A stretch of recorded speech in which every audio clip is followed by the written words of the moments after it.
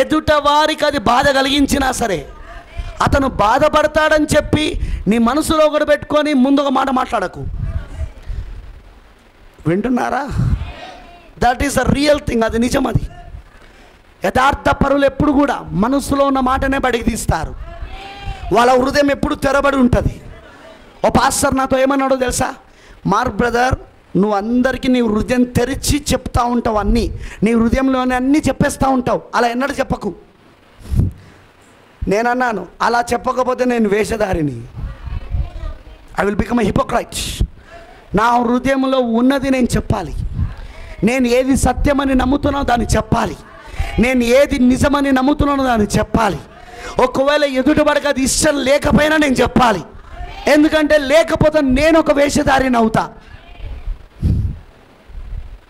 లేకపోతే నేను ఒక అబద్ధికుని అవుతాను. నేను ఒక పులిపిడి వెనకాల ఉన్న వేషధారణ అవుతాను, ఒక అబద్ధికుని అవుతాను. వింటున్నారా? నా హృదయంలో ఉన్నది చెప్పడం నా బాధ్యత. హల్లెలూయా. అతను ఏమన్నాడు తెలుసా? నీ హృదయం అందరి దగ్గర విప్పవద్దు, అందరికీ నీ హృదయంలో ఉన్నది కనబడినట్లు చెప్పొద్దు, చెప్పాలి. చెప్పడమే యథార్థత. ఆమేన్. హల్లెలూయా. బ్రహ్మానం ఏమన్నాడో తెలుసా? ఒక వ్యక్తి పైన, ఒక సహోదరుడి పైన నీ కోపం వస్తే ఏం చేయమన్నాడో తెలుసా?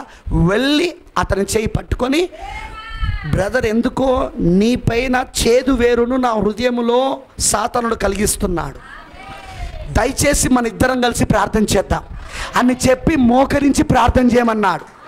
ఆ చేదు వేరు అతనిలో నుండి వెళ్ళిపోయేదాకా. ప్రవక్త ఏమన్నాడో తెలుసా? నువ్వు ఇతరుల గురించి కాదు మాట్లాడాల్సింది, నువ్వు ఇతరుల గురించి వెళ్ళి వేరే వాళ్ళ దగ్గర కాదు మాట్లాడాల్సింది. నువ్వు ఎవరి గురించి అయితే మాట్లాడుతున్నావో వెళ్ళి వాళ్ళతోనే మాట్లాడు. నీ హృదయంలో ఉన్నది వాళ్ళకి చెప్పు. అది నిజం. అది హృదయ రహస్యాలను ఎరిగిన దేవుడు ఆయన. మనకు దానియేలు లాంటి వాడు వచ్చాడు ఈ కాలంలో, ప్రవక్త. అక్కడ నెబుకద్నెజర్ రాజు యొక్క ఆలోచనలు ఏంటో దానియేలుకు దేవుడు ఎలా బయలుపరిచాడో, మన కాలపు ప్రవక్త దానియేలుకు కూడా అలానే దేవుడు బయలుపరిచాడు. ఆయన చెప్పలేదా? నువ్వు ఇలా అనుకుంటున్నావని చెప్పలేదా? చెప్పండి, నాకు చెప్పలేదా? మన ప్రవక్త చెప్పలేదా? వాళ్ళు కూటానికి వచ్చేటప్పుడు ఆ ప్రార్థన వరుసలో నిలబడేటప్పుడు ఏమనుకొని వచ్చారో కూడా చెప్పాడు ఆయన. వాళ్ళ పర్సులో ప్రార్థన చేయించుకోవడానికి ఖర్చు తీసుకొచ్చిన సంగతి చెప్పాడు ఆయన. వాళ్ళు మర్చిపోతే గుర్తు చేశాడు. నువ్వు ప్రార్థన కోసం ఖర్చు తెచ్చుకున్నావు కదా, ఓ కరెక్టే కదా, నీకెట్లా తెలుసు? నీ హృదయంలో ఉన్న రహస్యం దేవుడు నాకు చెప్తున్నాడు. ఆ ప్రార్థన కోసం తెచ్చిన ఖర్చు నీ కోసం కాదు, అదిగో అక్కడ దూరంలో ఆ రాష్ట్రంలో ఉన్న నీ సహోదరి కోసం. అవునా? ఓ నీకే తెలుసు ప్రతిభనం, అది దేవుని ఆత్మ నాకు చెప్తున్నాడు. మనొక్క దానియేలు మనకి ఇక్కడ ఉన్నాడు. Another Daniel. బబులోను కాలంలో వచ్చిన దానియేలు, అన్య జనులు ప్రపంచమును ఏలే కాలంలో వచ్చిన దానియేలు, మళ్ళీ అన్య జనుల యొక్క కాలం యొక్క ముగింపులో మరొక దానియేలు వస్తున్నాడు. శిరస్సు బబులోను, పాదములు మహాబబులోను. బబులోను దగ్గర శిరస్సు, బబులోను దగ్గర దానియేలు వచ్చాడు. పాదముల దగ్గర మరొక దానియేలు వచ్చాడు. అవునండారా? అక్కడ హృదయ రహస్యాలు బయలుపరిచాడు, ఇక్కడ హృదయ రహస్యాలు బయలుపరుస్తున్నాడు. అన్యజనుల యొక్క కాలం యొక్క ప్రపంచాన్ని ఏలుటకు అన్య జనుల యొక్క కాలం యొక్క ప్రారంభమైన కాలంలో దానియేలు వచ్చాడు. ఇప్పుడు ప్రపంచాన్ని ఏలే అన్యజనుల యొక్క కాలం యొక్క ముగింపులో దానియేలు వచ్చాడు. అవునంటారా? హౌ ద స్క్రిప్చర్స్, లేఖనాలు ఎలా జరుగుతున్నాయి చూడండి. 2వ అధ్యాయంలో రాజుకు ఆ కళను దాని భావం చెప్పాడు. 4 అగ్ర రాజ్యాలు ఈ ప్రపంచాన్ని ఏల్తాయని చెప్పాడు. మొదటిది అది శిరస్సు, బంగారపు శిరస్సు, నెబుకద్నెజర్ రాజని, బబులోను రాజని చెప్పాడు. 2వ రాజ్యం ఏంటో చెప్పలేదు, ఆయనకు బయలుపరచబడలేదు. కానీ ఒక రాజ్యం వస్తుంది అన్నాడు. అదే రొమ్ము మరియు చేతులు, వింటున్నారా? రొమ్ము మరియు చేతులు, అదే మాదీయులు పారసీకులు. ఆ రాజ్యం వచ్చేటప్పుడు కూడా దానియేలు ఉన్నాడు అక్కడ. సో దానియేలుకి ఎక్కడి వరకు బయలుపరచబడ్డదంటే మాదీయులు పారసీకుల వరకు 2 రాజ్యాలు దానియేలుకు తెలిసినాయి. దానియేలు చూశాడు కనుక. కానీ 3వ దానికి లేడు దానియేలు. అదే తొడలు, అదే ఉదరము తొడలు. వింటున్నారా? ఏంటిది అది? ఉదరము తొడలు ఏంటిది అది? గ్రీకులు అలెగ్జాండర్ ద గ్రేట్ అలెగ్జాండర్, గొప్పవాడైన అలెగ్జాండర్. అవునా కాదా? గ్రీకులు. అర్థమవుతుందని చెప్పింది. గ్రీకులు, ఇక్కడ గ్రీకులు. అయితే ఈ గ్రీకులు వచ్చే సమయానికి దానియేలు లేడు. కానీ ఈ 2 రాజ్యాలు మాత్రం దానియేలు చూశాడు. దానియేలు తెలుసు ఈ 2 రాజ్యాల గురించి. తర్వాత మనం ఏం చూస్తున్నామంటే 2వ అధ్యాయంలో దాన్ని చూశాక 3వ అధ్యాయంలో దానియేలు గ్రంథంలోని మరి 3వ అధ్యాయంలో ఏం చూస్తున్నామంటే నెబుకద్నెజర్ రాజు తన హృదయములో గర్వపడుట. పశువు మనస్సును నెబుకద్నెజర్ రాజుకు దేవుడు కలగజేయుట. 7 సంవత్సరాలు పశువు వలె గడ్డు మేయడము, పక్షుల వలె ఈకలు పెరగడము. వింటున్నారా? పక్షులకు వాటి కాళ్ళకు ఎలాగైతే గోర్లు ఉన్నాయో అలా అతని కాళ్ళు చేతులు గోర్లు పెరగడము, ఇవన్నీ అక్కడ నెబుకద్నెజర్ రాజుకు జరగడము. మరి దాని యొక్క అర్థము అది కూడా, వింటున్నారా? అది కూడా కళ ద్వారా దేవుడు ముందుగానే నెబుకద్నెజర్ రాజుకు చూపిస్తే మరి ఆ కళ భావాన్ని దానియేలే చెప్పాడు అక్కడ. మరి ఏదైతే దానియేలు చెప్పాడో అదే ఆ రాజుకు సంభవించింది. అది మనకు 3వ అధ్యాయంలో కనబడుతుంది. అవునంటారా? తర్వాత మనము 4వ అధ్యాయానికి వచ్చినప్పుడు 4వ అధ్యాయానికి వచ్చినప్పుడు ఇక్కడే మనం ఏం చూస్తున్నామంటే ఇక్కడ నెబుకద్నెజర్ రాజుకి ఒక చెట్టును గూర్చిన కల రావడం చూస్తున్నాం. హల్లెలూయా! అర్థమైందా నేను చెప్పింది? మరి ఆ చెట్టును గూర్చిన కల రావడము, ఆ కళ మళ్ళీ దానియేలే దాని అర్థం చెప్పడము, అవన్నీ మనము చూస్తున్నాం. ఆమేనంటారా? హల్లెలూయా! మరి ఆ కళలో ఏం చూస్తున్నాడంటే నెబుకద్నెజర్ రాజు యొక్క రాజ్యం ఎలా తీసివేయబడి మాదీయులకు పారసీకులకు ఇవ్వబడుతుందో ఆ కళలో చెప్పబడుతున్నది 4th చాప్టర్లో. ఇక నేనేం చెప్పగోరుతానంటే 2వ అధ్యాయం దగ్గర నుండి మొదలైంది దానియేలుకి. 2వ అధ్యాయం దగ్గర నుండి మొదలైంది. ఆ అధ్యాయంలో ఏదైతే దేవుడు రాత్రి దర్శనములో దానియేలుకి చూపించాడో ఆ దర్శనమే రాబోయే అధ్యాయంలో ఇంకా క్లియర్గా, ఇంకా ఎక్కువ వెలుగుతో దేవుడు చూపించడం మొదలుపెట్టాడు.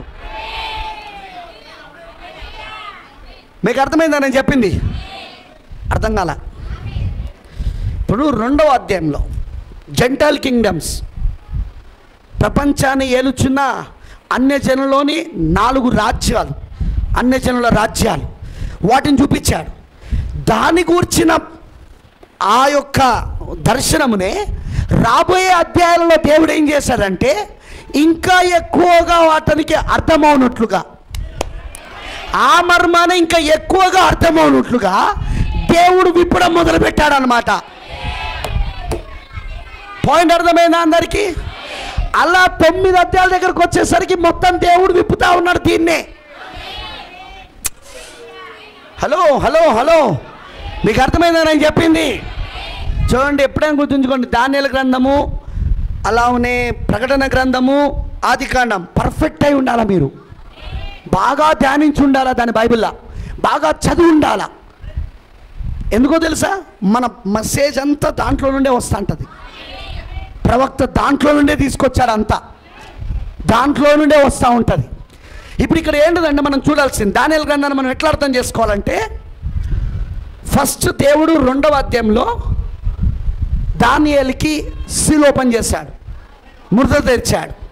ఏంటిది అది అంటే మొత్తము 4 ఆగ్ర రాజ్యాలు, ఈ ప్రపంచాన్ని ఏలబోయే 4 ఆగ్ర రాజ్యాలను గూర్చిన దర్శనాన్ని దేవుడు చూపించాడు. ఆ బ్రహ్మాండమైన విగ్రహం, ఆ బ్రహ్మాండమైన ప్రతిమ 4 లోహాలతో తయారు చేయబడ్డది.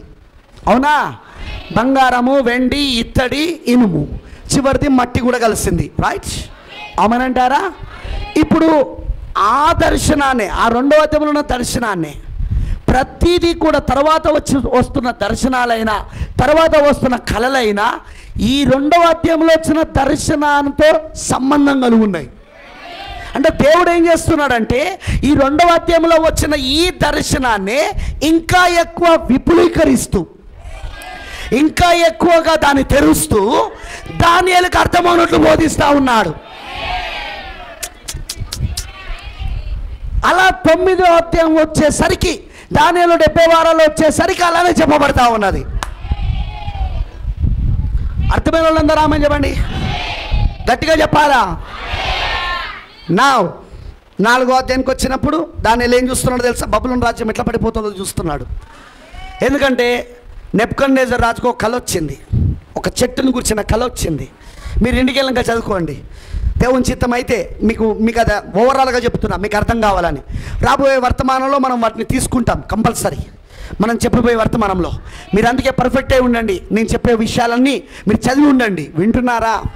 ఈ 4వ అధ్యాయంలో ఏం చూస్తున్నాడంటే ఒక చెట్టును గూర్చిన దర్శనం. ఎవరు చూస్తున్నారు? నెబుకద్నెజర్. వింటున్నారా? నెబుకద్నెజర్ చూస్తున్నాడు. మళ్ళీ దానియేలును పిలిచాడు. నెబుకద్నెజర్ మంచి పని చేస్తున్నాడు. ఏ కళ వచ్చినా ఎవరిని పిలుస్తున్నాడు? ఎవరిని సంప్రదిస్తున్నాడు? ఈరోజు ఎవరిని పిలుస్తారు? నీ కళ, నీ దర్శనం ఈ కాలపు దానియేలు చెప్పిన దానికి సరిపోవాలా? లేదు పాస్టర్ గారు, పలానా పెద్ద ఆయన చెప్పిండు, వాడేవాడు. నువ్వు చెప్పే కాలం వాడు అర్థం చెప్పడానికి వాడేవాడు. వాడేమన్నా దానియేలా? సారీ, నేను వాడంటున్నందుకు. ఎందుకంటే చాలామంది దానియేలు స్థానాలు తీసుకుంటారు. చాలామంది. నేనేమన్నా తెలుసా? మీకు ఏదైనా కళ వచ్చిందనుకో, దాన్ని ఈ కాలపు దానియేలు చెప్పిన వర్తమానంలో నుండి చూడు. నీ కళాభావం దేవునికి బయలుపరుస్తాడు.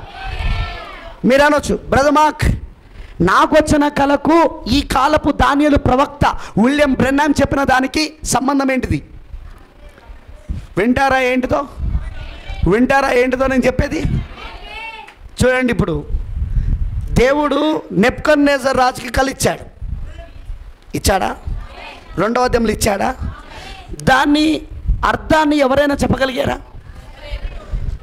చూడండి, ప్రపంచంలో ఉన్న 127 ఆస్థానాలు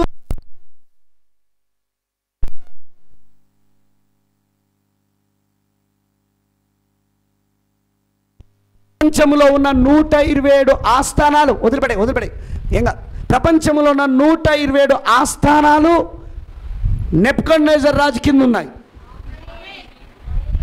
అంటే 127 దేశాలు. మొబైల్ డేటా ఆన్ చేయి. 127 దేశాలు ప్రపంచంలో ఉన్నాయి, ప్రపంచ దేశాలుగా ఉన్నాయి. వాటన్నిటిపైన రాజులకు రాజుగా ఎవరున్నారంటే నెబుకద్నెజర్. ఇప్పుడు దేవుడు నెబుకద్నెజర్కి కళ ఇచ్చినప్పుడు ఈయన ఎవరిని సంప్రదించాడు? ఫస్ట్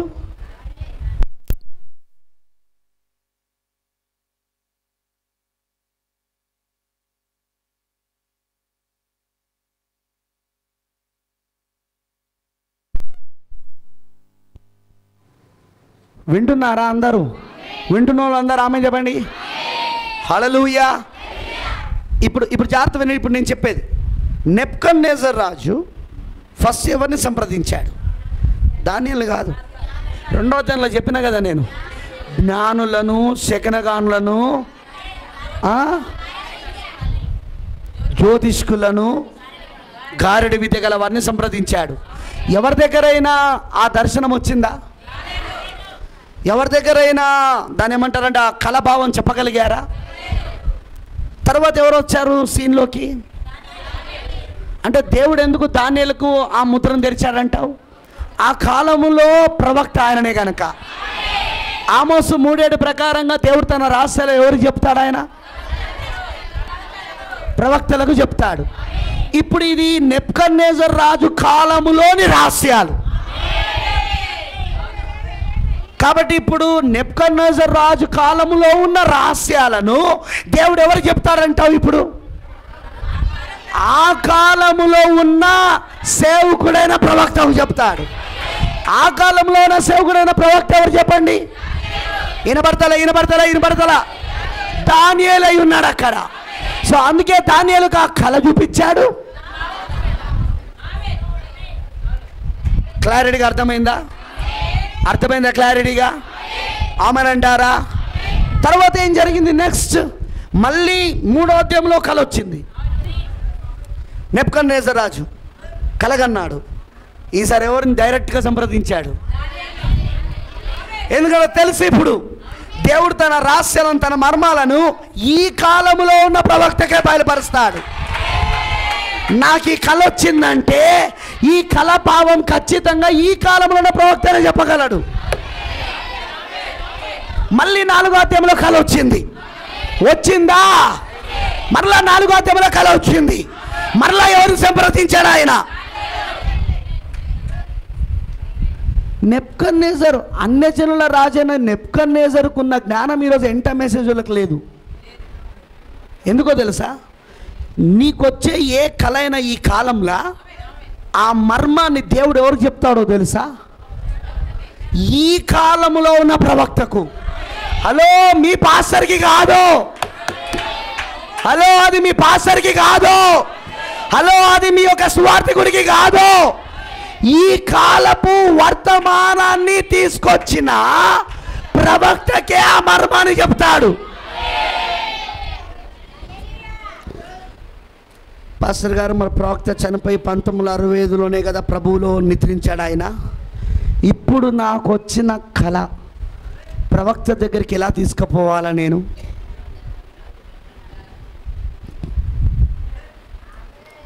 అవునా? అదేగా మన ప్రశ్న. అందుకే పాస్టర్ గారు మీ దగ్గరకు వచ్చిన. My dear brother, my dear sister, మీకు ఈరోజు మర్మమును మీకు చెప్తున్నాను, వినండి. మీకు వచ్చే కళ కూడా ముందుగానే ఆయన వర్తమానంలో చెప్పేశాడు. అక్కడ దేవుడు మీకు ఏ కళలు ఇవ్వబోతున్నాడో, దేవుడు ఈ కాలంలో మీకు ఏ కళలు ఇవ్వబోతున్నాడో, మీకు ఏ దర్శనాలు ఇవ్వబోతున్నాడో అవి ఆల్రెడీ ప్రవక్త దానియేలు, ఈ కాలపు దానియేలుకి ఆల్రెడీ దేవుడు దాన్ని బయలుపరుచున్నాడు. వాటిని ఆల్రెడీ ప్రవక్త వింటున్నారా? ఆల్రెడీ వర్తమానంలో బోధించున్నాడు.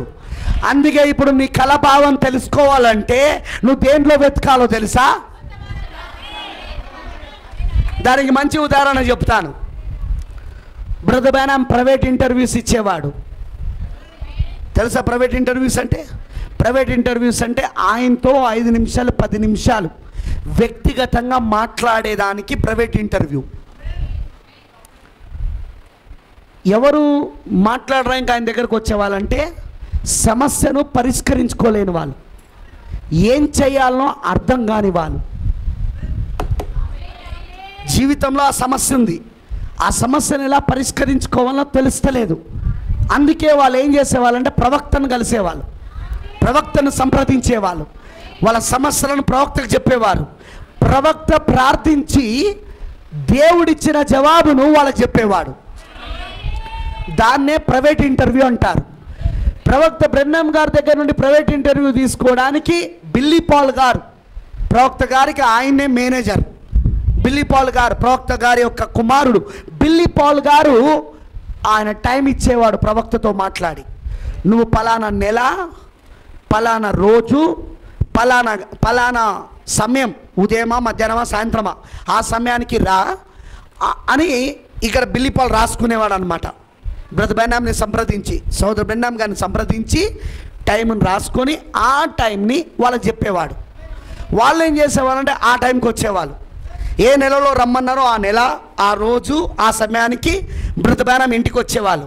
బ్రదర్ బ్రానమ్కి ఆల్రెడీ బిల్లీ పాల్ గారు చెప్పేవారు, ఈరోజు షెడ్యూల్ ఇది, ఈరోజు ఇదిగో ఇంతమందికి ప్రైవేట్ ఇంటర్వ్యూస్ ఇద్దామని మీరు చెప్పారు, ఇగో ఇంతమంది అని చెప్పేసి చెప్పేవాడు. చెప్పినప్పుడు బ్రదర్ సరే దాని ప్రకారంగానే వాళ్ళు వచ్చినప్పుడు, ఎందుకంటే వాళ్ళు ఏ రాష్ట్రాల నుండో ఎక్కడి నుండో కొన్ని వందల మైళ్ళ నుండి, కొంతమంది ప్లేన్లలో, కొంతమంది కారు నడుపుకుంటా, కొంతమంది ఇంకా నానా రకాలుగా వచ్చే వాళ్ళు కష్టపడి, ఎందుకంటే వాళ్ళు ఉన్న సమస్య అది వాళ్ళు తీర్చుకోలేకపోతున్నారు. దానికి ఎలా పరిష్కరించాలో, ఆ సమస్యను ఎలా పరిష్కరించాలో వాళ్ళకి అర్థం కావట్లేదు. అందుకే ప్రవక్తను సంప్రదిస్తే ప్రవక్త దైవిక జ్ఞానం కలిగిన వాడు గనుక, దేవుని చిత్తమును దేవుని మర్మములను బయలుపరచువాడు గనుక ఆయన చెప్తాడని వాళ్ళు వచ్చేవాళ్ళు. నిజంగానే దేవుడు ఆయన ద్వారా వాళ్ళ సమస్యలన్నిటికీ పరిష్కారం ఇచ్చేవాడు.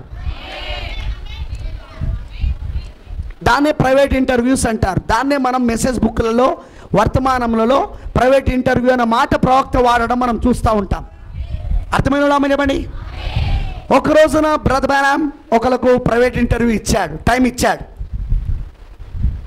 వాళ్ళ కోసమని ఇంట్లో వేచి చూస్తున్నాడు, వాళ్ళు రావాలి ఆ టైంకి. వింటున్నారా? అది ఎప్పుడో ఇచ్చింది, అది ఎప్పుడో చాలా రోజుల క్రితం వాళ్ళకి ఆ టైం ఇచ్చారు. వాళ్ళ ఈ రాష్ట్రములు కాదు, వాళ్ళు వేరే రాష్ట్రం నుండి రావాలి కాబట్టి కొంచెం ఆలస్యమైంది వాళ్ళు రావడం. బ్రదర్ బ్రానమ్ ఇంట్లో ఉన్నాడు. అంతలో ఫోన్ వచ్చింది. ఫోన్ ఎత్తేసరికి ఏముందంటే ఒక పేషెంట్ సీరియస్గా ఉన్నాడు. బ్రదర్ బ్రానమ్ని ప్రార్థన చేయడానికి రమ్మని వాళ్ళు కోరుతున్నారు. అతని ప్రాణాలు ఇక పోతాయి, లాస్ట్ మూమెంట్ అనమాట.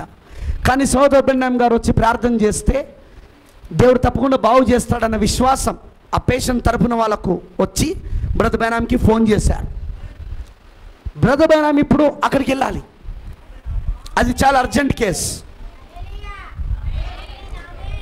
సోదర్ బ్రానమ్ అక్కడికి వెళ్ళాలి, అది చాలా అర్జెంట్ కేస్. ఆలస్యం చేస్తే చచ్చిపోతాడు అక్కడ. ఈయన ప్రార్థన చేయడానికి వెళ్ళాలి. అదే సమయంలో ఇక్కడ ఇంటర్వ్యూ టైం ఇచ్చాడు. వాళ్ళు ఎక్కడో రాష్ట్రం నుండి వస్తున్నారు. అప్పటికే ఆసుపత్రి నుండి 2-3 సార్లు ఫోన్ వచ్చింది, బయలుదేరాడా బ్రదర్ బ్రానమ్ అని. సోదర్ బ్రానమ్ గారు బయలుదేరా అని వాళ్ళు అడుగుతున్నారు, బంధువులు ఫోన్ చేస్తూ. బిల్లి పాలకి ప్రెషర్ ఎక్కువైపోతుంది, బిల్లికి పాలకి ఒత్తిడి ఎక్కువైపోతుంది. ఇటు వీళ్ళు ఇంటర్వ్యూకి వచ్చే వాళ్ళు వస్తున్నారు, అటు పేషెంట్ ఉన్నాడు. 2 చోట్ల ఒకేసారి ప్రవక్తుంటలేడు, ఎలా అని ఆలోచిస్తున్నాడు. అందులో బ్రదర్ బ్రానమ్ తన స్టడీ రూమ్లో, తన ప్రేయర్ రూమ్లో ఉన్నాడు. బిల్లిపాల్ని పిలిచాడు. బిల్లిపాల్ లోపలికి వచ్చాడు. ఏంటి డాడీ అంటే, ఆ ఇంటర్వ్యూ వాళ్ళకు నువ్వు టైం ఇచ్చావు కదా, వాళ్ళు రావుడితోటే ఈ యొక్క పేపర్ని వాళ్ళకి ఇచ్చే అన్నాడు. బాగా వినండి, ఈ యొక్క పేపర్ వాళ్ళు రావడంతో వాళ్ళకి ఇచ్చే అని చెప్పేసి బిల్లిపాల్ని ఇంట్లో పెట్టేసి కారు వేసుకొని వెళ్ళిపోయాడు పేషెంట్ దగ్గరికి. వాళ్ళు వచ్చారు. అంతలో రావుడితోటే బ్రదర్ బ్రానమ్ ఉన్నాడా అంటే బిల్లిపాల్ అన్నాడు, లేడు అన్నాడు. పాపం చాలా డిస్కరేజ్ అయ్యారు. మేము చాలా దూరం నుండి వచ్చాం కదా అండి. వాళ్ళు చాలా పేదోళ్ళు, వచ్చిన వాళ్ళు కూడా పాపం చాలా కష్టపడి వచ్చారు. పేదవాళ్ళు, వాళ్ళకు కనీసం ట్రాన్స్పోర్ట్ ఛార్జీలు కూడా లేవు, రవాణా ఛార్జీలు కూడా లేవు, ఎక్కడో అడుక్కొని వచ్చారు. అయ్యో మేము అంత దూరం నుండి వచ్చాము, మా సమస్య పరిష్కరించబడుతుందని సోదర్ బ్రానమ్ గారితో 10 నిమిషాలు మాట్లాడి మా సమస్య ఏంటో దేవుని దగ్గర తెలుసుకుందామని మేము వచ్చాము పరిష్కారం కోసము. మళ్ళీ మేము రాలేము సోదరుడు బిల్లి, ఎలా అని అంటున్నప్పుడు అప్పుడు బిల్లిపాలకి జ్ఞాపకం వచ్చింది. వాళ్ళ డాడీ చెప్పింది, ఏంటిది ఈ పేపర్ ఇవ్వమన్నాడు. ఏదో పేపర్ మడతపెట్టి దాంట్లో దాన్ని ఏమంటారు కవర్లో పెట్టి ఇచ్చాడనమాట. వెంటనే ఏం చేశాడంటే బిల్లిపాల్, ఓ సారీ డాడీ ఒకటి చెప్పాడు, అదేంటిదంటే మీకు ఈ పేపర్ ఇవ్వమన్నాడు అని చెప్పేసి తీసి ఇచ్చాడు. ఏంటా అని చెప్పేసి వాళ్ళు అనుకుంటున్నారు మళ్ళీ వేరే టైం ఇస్తున్నాడేమో, వేరే నెల వేరే రోజు రమ్మని చెప్పడానికి టైం రాసి ఇచ్చాడేమో అని వాళ్ళు ఏం చేశారు, సరే అని చెప్పేసి తీసి చాలా బాధతో, ముఖాలన్నీ బాధతో నిండిపోయి, ఒక ఏడుపు ఒక్కటే తక్కువగా, నీళ్ళు ఒక్కటే కళ్ళ నుండి కారడం తక్కువగా, అంత బాధతో ఆ కవర్ని తీసుకొని ఆ కవర్ విప్పి దాంట్లో ఉన్న ఆ లెటర్ని బయట తీసి ఆ పేజీని విప్పి చదివిన తర్వాత వాళ్ళ ముఖాలు వెలగడం మొదలైంది, సంతోషముతో నిండిపోయింది. బిల్లిపాల్ అడిగాడు, ఇప్పటిదాకా ఇంత దుఃఖంలో ఉన్నారా, లెటర్ చదివిన తర్వాత మీరు సంతోషపడుతున్నారు ఏంటిది అని అడిగాడు. ఎందుకంటే లెటర్ వాళ్ళకు మాత్రం ఏమన్నాడు, అందుకే బిల్లిపాల్ దాన్ని ఓపెన్ చేయలేదు. అది మర్యాద అంటారు దాన్ని. అలా అలా మర్యాద ఉంటుంది అనమాట అక్కడ తండ్రి కొడుకుల మధ్యలో కూడా. అంత మర్యాదగా ఉంటుంది వాళ్ళది. వేరే వాళ్ళ వస్తువులను ముట్టుకోరు వాళ్ళు, వేరే వాళ్ళకి ఇవ్వమంటే దాన్ని తాకరు వాళ్ళు. వింటున్నారా? సో బిల్లిపాలు చదవలేదు ఆ లెటర్ ఏంటిదో, డాడీ ఇవ్వమన్నాడు, ఇచ్చేశాడు. వాళ్ళు ముఖం మారిపోయి నన్ను నవ్వుతూ ఉన్నారు. భార్య భర్తలు ఇద్దరు శేఖరం తీసుకుంటా ఉన్నారు. బిల్లిపాలు ఉండి, ఏంటి ఇప్పటిదాకా ఏడుపు ఒక్కటే తక్కువ ఉండే, ఏంది ఒక్కసారి మీ ముఖాలు మారిపోయినంటే వాళ్ళు అంటున్నారు, మీ డాడీ అనగా ఈ కాలంలో ఉన్న ప్రవక్త మేము అడగబోయే ప్రశ్నలు ఆల్రెడీ రాసి వాటికి జవాబులు కూడా రాసి వెళ్ళాడు.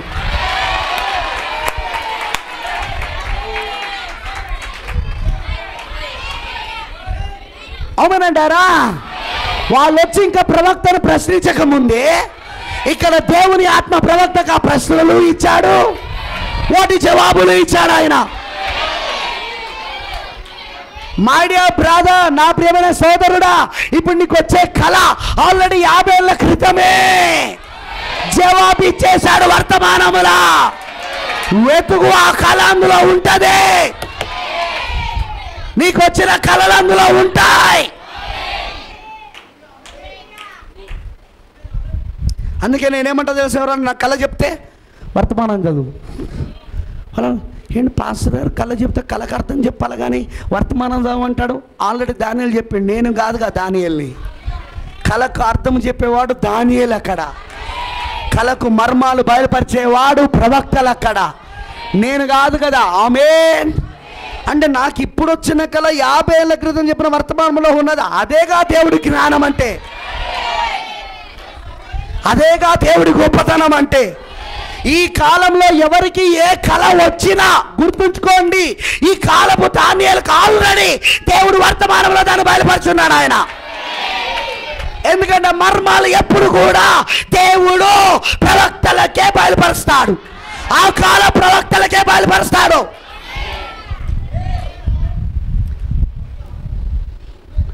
I hope you understand these things. ఈ కార్యాలను మీరు పట్టుకుంటున్నారని నేను నమ్ముతున్నా. ఎందుకంటే కలిచ్చేవాడు దేవుడేగా. మరి దేవుని తెలియదు దానియేలు ఉన్నాడని?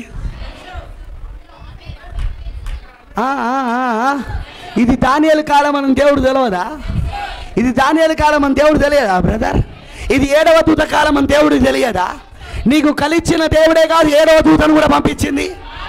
నీకు కలిచిన దేవుడే కదా 7వ దూత ద్వారా మర్మాలను బయలుపరిచింది. నీకు ఏ కళ వచ్చినా ఈ కాల వర్తమానంలో దాని భావం ఉంది. ఒకవేళ ఒక ఆడపిల్లకు ఇలా వచ్చింది అనుకో కళ, నీ భర్తను వదిలిపెట్టేసి సేవ చేయి, దానియేలు భావం దగ్గరికి రా చెప్పాడు. అబద్ధపు కళ అది, స్త్రీలు బోధించడానికి వీల్లేదు. ఆ కళ నీకు దేవుడు కాదు ఇచ్చింది, దయ్యం. ఫినిష్, పరిష్కారం వచ్చేసింది, వదిలిపెట్టేయగలనిగా. అంతేగా నా కళను పట్టుకొని ఎవడో పాస్టర్ దగ్గరకు పోయినావు అనుకో, వాడు అంటాడు దేవుడు నిన్ను పిలుస్తున్నాడమ్మా, మీ ఆయనను వదిలిపెట్టేసాయి, సంచి పట్టుకొని తిరిగిగా. ఆ తర్వాత చెప్పినోడికి దానికి మధ్యలో అక్రమ సంబంధం ఏర్పడుతుంది. తర్వాత రిజల్ట్ ఏంటిదో మాకు తెలుసు. We know very well all this nonsense. ఈ బుద్ధిహీనతంతా మాకు బాగా తెలుసు. ఏ కళ వచ్చినా, ఇద్దరు భార్యలు ఉన్నోడికి కళ వచ్చిందట. ఏమని వచ్చిందో? సంఘ పెద్దగా ఉండమని. ఎట్లుంటాడు వాడు? దానియేలు చెప్పాడు ఇక్కడ, ఇద్దరు భార్యలు ఉన్నోడు అసలు సేవ సంఘంలో ఉండడానికే వీల్లేదు. వాడు వాడు వాడు వాడు వాడు వాడు సంఘ పెద్దగా చేయడానికి కాదు, సంఘంలో విశ్వాసగా ఉండడానికే వీల్లేదు వాడు. దేవుడు ఎలా చెప్తారు దానియేలుతో చెప్పిన మాటకు వ్యతిరేకంగా? అంటే దయ్యం చెప్పింది వాడికి. దేవుడు చెప్పుంటే ఆల్రెడీ దానియేలు చెప్పిన వర్తమానానికి అనుకూలంగా దర్శనాలు రావాలా.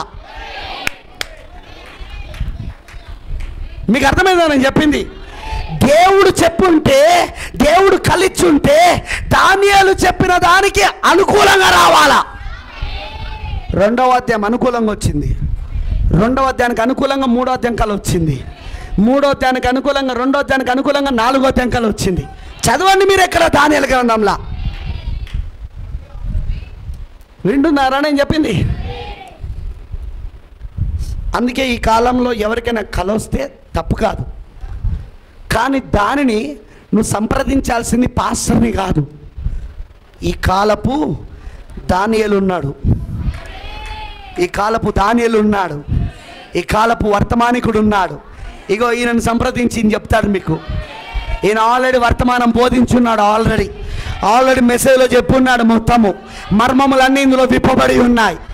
కాబట్టి నీ కలభావం కూడా ఇందులో ఉంటే చూసుకో ఒకసారి. ఎందుకంటే ఈ మర్మములు విప్పిన ఈ దానియేలును పంపించిందే ఆ దేవుడు, నీకు కలిచ్చింది కూడా ఆ దేవుడే. పాయింట్ అర్థమైందా నేను చెప్పింది? ఇటు దానియేలు పంపించిందే ఆయన, మర్మములను విప్పుడుకు పంపించిందే దేవుడు, నీకు కలిచ్చిన వాడు కూడా అదే దేవుడై ఉన్నాడు. కాబట్టి ఆ కళ ఖచ్చితంగా ఇందులో ఉంటదే.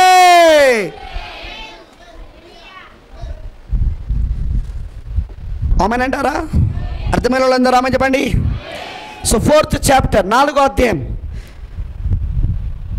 నెబుకద్నెజర్ రాజుకొచ్చిన కళ, ఆ చెట్టును కూర్చిన కళ. మీరు ఇంటికి వెళ్ళాక చదువుకోండి. దాని అర్థం దానియేలు చెప్పాడు. అది ఏమవుతుందో చెప్పాడు. నెబుకద్నెజర్ రాజు ఎలా తన రాజ్యాన్ని కోల్పోతాడో, ఆయన చనిపోయిన తర్వాత ఆయన కుమారుడు ఏలుతున్న సమయంలో ఎలా తన రాజ్యాన్ని కోల్పోయి అది ఇంకొకరికి ఇవ్వబడుతుందో ఆ కళలో చెప్పబడింది. అవునంటారా? నెక్స్ట్ 5వ అధ్యాయానికి వచ్చినప్పుడు బెల్షాసరు మరియు దర్యావేషు వీళ్ళిద్దరి ఏలుబడిలో ఉండగా దానియేలు ఎలా ఉన్నాడో చూపించబడుతున్నది. మరి ఆ బెల్షాసరు ఆ సమయంలో ఏ విధంగా తన మనస్సులో, చూడండి, బెల్షాసరు వేరు, బెల్షాసరు వేరు. బెల్షాసరు అనేదో దానియేలు పేరు, బెల్షాసరు అనేదో నెబుకద్నెజర్ రాజు కుమారుని పేరు. పట్టుకున్నారా మీరు? అర్థమైన వాళ్ళందరూ ఆమె చెప్పండి. బెల్షాసర్ అంటేనో దానియేలు, బెల్షాసర్ అంటేనో రాజుకుమారుడు, బబులోను రాజు నెబుకద్నెజర్ రాజు కుమారుడు. మరియు నెబుకద్నెజర్ కుమారుడైన బెల్షాసర్ కాలంలో ఎలా తాను విందు చేయించి, అవునా, విందు చేయించి ఏ విధంగా తాగి ఎగిరి దేవుని యొక్క ఉపకరణములను తెప్పించుకొని వాటిలో కూడా ద్రాక్షరసం పోసుకొని ఎలా వాళ్ళు దాన్ని అపవిత్రపరిచారో, ఎలా వాళ్ళు దానిని ఆ రాత్రి విందు చేసుకున్నారో అదంతా మనకు 5వ అధ్యాయంలో కనబడుతుంది. గోడ మీద చేవ్రాత కనబడుతుంది. ఏమాన్ ఏమాన్ ఏమాన్ ఏమాన్ ఏమాన్ అర్థమైన వాళ్ళందరూ ఆమె చెప్పండి. గోడ మీద చేవ్రాత. Is it right? Is it right? మేనే tackle ఉపాసేన్. దేవుని హస్తము వచ్చి గోడ మీద చేవ్రాత రాసింది. మరి బెల్షాసరు ఆ రాత్రి గోడ మీద చేవ్రాత చూసిన తర్వాత వణికిపోతుండగా మళ్ళీ దానియేలు పిలిపించారు. ఎందుకంటే వాళ్ళకి అర్థమైపోయింది ఏ మర్మము, ఏ కళ, ఏ దర్శనమైనా ఈయనే చెప్పాలిగా. ఎందుకంటే దేవుడు తన మర్మాలను ఈయనకే బయలుపరుస్తాడు. మీకు ఆ విషయం తెలుసా? ఈ బెల్షాసర్ ఏం చేస్తాడంటే ఈయన కూడా జ్ఞానులను, గారిడి విద్య గల వారిని, శకునగాళ్లను, అలా జ్యోతిష్కులను పిలిపించి చదవమన్నాడు. వాళ్ళకి అసలు అది ఏ భాషనో తెలియదు, ఆ లిపి ఏంటో తెలియదు. వాళ్ళకు చదవడమే రాకపోయినప్పుడు దాని అర్థం ఎలా చెప్తారు వాళ్ళు? ఎందుకంటే అది రాసింది దేవుని హస్తము. దేవుని హస్తము ఆ రాతలు రాసింది. మరియు ఆ లిపి అది కేవలము, వింటున్నారా, ఈ లోక భాషలలో ఉన్న లిపి కాదు. అది ఈ లోక భాషలో ఉన్న లిపి కాదు, ఈ లోక భాషలో ఉన్న మాటలు కావవి. అది పరలోక భాషకు సంబంధించింది. పరలోక భాష సంబంధించిన లిపిని ఎవరు చదవగలరు? ఈ లోక జ్ఞానులు దాన్ని చదవగలరా? గారిడి విద్య గలవారు దాన్ని చదవగలరా? చెప్పండి. ఈ లోక జ్ఞానులు, గారిడి విద్య గలవారు, జ్యోతిష్కులు వీళ్ళు చదవగలరా? వీళ్ళు మంత్రగాళ్ళు, వీళ్ళు ఎవరైనా చదవగలరా? వీళ్ళు చదవలేరు. వీళ్ళు దాన్ని చదవాలంటే మళ్ళీ పరలోకములో వచ్చిన వాడై ఉండాలా, అక్కడ భాషను ఎరిగిన వాడై ఉండాలా. అందుకే రాజు భయపడుతున్న సమయంలో రాణి వచ్చి అంటున్నది, రాజా భయపడకు, నీ తండ్రి గారి హయాములో మీ తండ్రి గారు కూడా ఇలాంటి మర్మములు కలల రూపంలో వచ్చినప్పుడు దేవతల ఆత్మ కలిగిన ఒక ఆయన మీ తండ్రి గారి హయాంలో నుండి ఉన్నాడు. ఆయనే ఆ మర్మాలన్నీ బయలుపరుచుకుంటూ వచ్చాడు. దానియేలు చాలా ఫేమస్ అయిపోయాడు అక్కడ. ఆమేన్, హల్లెలూయా. కాబట్టి నువ్వు ఇప్పుడు అతన్ని పిలిపిస్తే అతను చెప్పగలడు అన్నప్పుడు దానియేలు వచ్చి దాన్ని చదివి, అసలు ఆ భాష ఏంటో కూడా అక్కడ ఉన్న జ్ఞానులకు తెలియదు, అక్కడున్న గారిడి విద్య వాళ్ళకు తెలియదు, జ్యోతిష్కులకు తెలియదు. ఆమెనంటారా? దాన్ని ఎలా చదవాలో కూడా తెలియదు. కానీ దానియేలు దాన్ని చూసిన వెంటనే అదేంటో కాదు, అదిగో ఆ మొదటి అక్షరం అది మేనే, అదిగో ఈ అక్షరం మళ్ళీ మేనే, అదిగో ఈ అక్షరం టేకల్, అదిగో ఈ అక్షరం ఉఫార్సిన్, మేనే మేనే టేకల్ ఉఫార్సిన్. అరే ఏ భాషరా ఇది? ఎప్పుడైనా విన్నావా ఈ భాష? జ్ఞానులు మాట్లాడుకుంటున్నారు, గారెడు విధంగా మాట్లాడుకుంటున్నారు. దాని అంటారా, ఇది ఈ లోక భాష కాదు, ఇది పరలోక భాష. దేవుని హస్తము దీని రాసింది. మేనే అనగా నీవు త్రాసులో తూచబడ్డావు. మేనే అనగా దేవుడు నీ రాజ్యాన్ని లెక్కించాడు, మరి అది నీ దగ్గర నుండి తీసేయబోతున్నాడు. మరియు తేకల్ అనగా నీవు ఆ త్రాసులో తుయబడ్డావు, కానీ తక్కువగా కనబడుతున్నావు. ఆమెనంటారా? ఆమెనంటారా? వింటున్నారా అందరూ? మరి ఉపార్సిన్ అనగా ఇదిగో నీ రాజ్యము తీసివేయబడి మాదీయులకు పారసీకులకు ఇవ్వబడుతుంది. అది మనకు దానియేలు గ్రంథము 5వ అధ్యాయం 26, 27, 28 వచనంలో చెప్పబడుతున్నది. మరి ఎప్పుడైతే ఆ మాటలు చెప్పాడో 30వ వచనంలో ఏముంటుందంటే, ఆ రాత్రే బెల్షాసరు కల్దీయుల చేత హతము చేయబడ్డాడు, చంపబడ్డాడు. ఆ రాత్రే, మామూలుగా చావలేదు, చంపబడ్డాడు. ప్రవచనం నెరవేర్పు జరిగింది. That is the 5th chapter. ఈ 5వ అధ్యాయం కూడా మళ్ళీ 2వ అధ్యాయంతో, ఎందుకంటే ఇది 2వ అగ్రరాజ్యం. ఇది మాదీయుల పారసీకుల రాజ్యం ఏంటిదండి? 2వ అగ్రరాజ్యం ఇది. మీకు అర్థమవుతుందా? ఇప్పుడు 2వ అధ్యాయంలో వచ్చిన ఆ యొక్క మర్మమునే దేవుడు ఏం చేస్తున్నాడంటే విపులీకరిస్తూ రాబోయే అధ్యాయాలలో స్పష్టం చేస్తూ ఉన్నాడు అన్నమాట. అర్థమైంది అందరికీ? Now let's come to 6th chapter. 6వ అధ్యాయానికి వద్దాం మనం. 6వ అధ్యాయం ఏంటంటే అది దర్యావేషున్న కాలం. అది దర్యావేషు కాలంలో ఏ విధంగా దానియేలు ఉన్నాడో 6వ అధ్యాయంలో చెప్పబడుతున్నది. తర్వాత 7వ అధ్యాయానికి వచ్చినప్పుడు మీకు తెలుసు కదా, మీకు ఈ దర్యావేషున్న కాలంలోనే కదా దానియేలు సింహపురంలో వేయబడింది. ఆమెనంటారా? అర్థమైన వాళ్ళందరూ ఆమెను చెప్పండి. దానియేలు సింహపురంలో ఎప్పుడే పడ్డాడు? దర్యావేషు కాలంలోనేనా? మాదీయులు పారసీకులు పరిపాలిస్తున్న కాలంలోనేనా? ఆ కాలంలోనే, దర్యావేషు కాలంలోనే దానియేలుని 6వ అధ్యాయంలో మనం చదివితే దానియేలుని చాలా ఉన్నతమైన పదవిలో రాజు పెట్టాడు. ఉన్నతమైన పదవిలో, ఎందులో? ఉన్నతమైన పదవి అనమాట. 6వ అధ్యాయం కూడా వచ్చినాం. తన రాజ్యం అంతటి పైన అధిపతులుగాను ఉండుటకై 120 మంది అధిపతులను నియమించుటకు దర్యావేషునకు ఇష్టమాయను. వారి పైన 3 ప్రధానులుగా నియమించాను. ఈ 120 మందే మొత్తం ఆ మాదీయులు పారసీకులు పరిపాలిస్తున్న ఆస్థానాలు ఏవైతే ఉన్నాయో 120 ఆస్థానాలు, వాటన్నిటిపైన ఈ 120 మందిని అధిపతులుగా పెట్టాడు. ఈ 120 మంది అధిపతుల పైన 3 ప్రధానులుగా నియమించాడు. ఆ 3లో దానియేలు ముఖ్యుడు. రాజుకు నష్టము కలగొనున్నట్లు ఆ అధిపతులు తప్పకుండా వీరికి లెక్కలు ఒప్పచెప్పవాలని ఆజ్ఞ ఇచ్చెను. ఈ దానియేలు అతి శ్రేష్టమైన బుద్ధి గలవాడై ప్రధానుల్లోనూ అధిపతుల్లోనూ ప్రఖ్యాతి నొందిన వాడై ఉండెను కనుక రాజ్యమంతటి మీద అతను నియమింపవాలని రాజు ఉద్దేశించెను. అందుకు ఆ ప్రధానులను అధిపతులను రాజ్య పాలన విషయంలో దానియేలు మీద ఏదైనా ఒక నింద మోపవలనని ఉండి తగిన హేతువు హేతువు అంటే కారణం కనిపెట్టుచుండిరి. కానీ దానియేలు నమ్మకస్తుడై ఏ నేరమైనను ఏ తప్పైనను చేయువాడు కాదు గనుక దానియేలులో తప్పైనను లోపమైనను కనుగొనలేకపోయిరి. తర్వాత ఏం చేశారు? దానియేలులో వాళ్ళు కనుగొనలేకపోయేసరికి ఏం చేశారు?